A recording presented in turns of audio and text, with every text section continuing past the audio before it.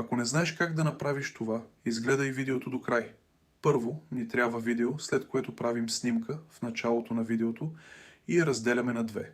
При първата снимка премахваме колата и оставяме фона.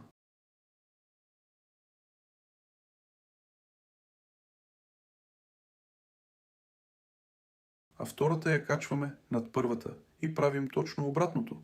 Махаме фона и оставяме колата.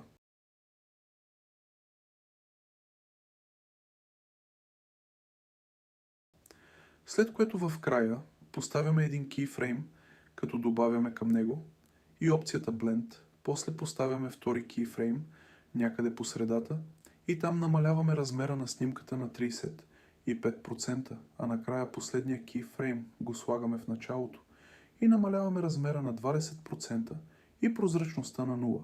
И последно поставяме по един keyframe в началото и края като в началото увеличаваме до 120%. А сега да видим резултата. Ако искаш още такива видеа, последвай ме.